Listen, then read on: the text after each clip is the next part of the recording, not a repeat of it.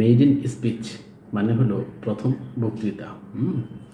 White elephant মানে আমরা যদি বলি তাহলে এর মানে হলো যে দামি কিন্তু অকেজো।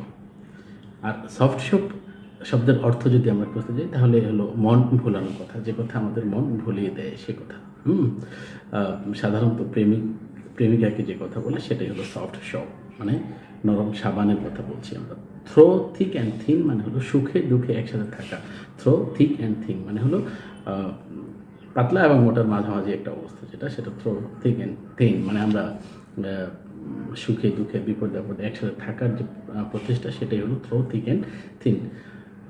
ফ্রেজ অ্যান্ড ইডিয়মসের একটা সুন্দর কথা হলো সোয়ান সং। সোয়ান সং মানে হলো কবির শেষ রচনা, যেমন শেষ চিঠি, শেষের পরিচয়, এগুলো হলো কোনো কবির শেষ কথা।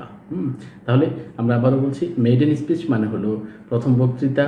হোয়াইট এলিফ্যান্ট মানে হলো খুবই দামি কিন্তু অকেজো জিনিস। সব শব্দের অর্থ হলো মন ভুলানো কথা। থ্রো থিক অ্যান্ড থিন মানে হলো সুখে দুঃখে একসাথে থাকা। এবং সোয়ান সং শব্দের অর্থ হলো কবির শেষ রচনা। মেড ইন স্পিচ মানে হলো প্রথম বক্তৃতা। হোয়াইট এলিফ্যান্ট মানে আমরা যদি বলি তাহলে এর মানে হলো যে দামি কিন্তু অকেজো।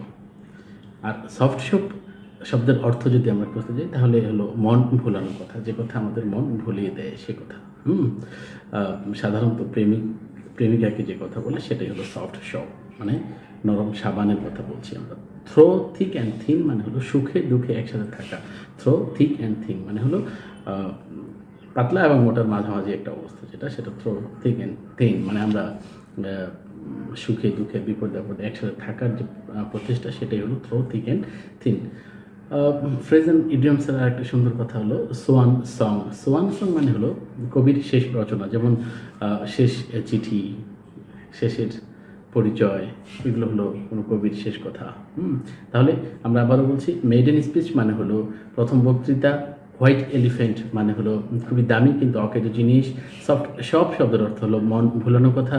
থ্রো থিক অ্যান্ড থিন মানে হলো সুখে দুঃখে একসাথে থাকা। এবং সোয়ান সং শব্দের অর্থ হলো কবির শেষ রচনা।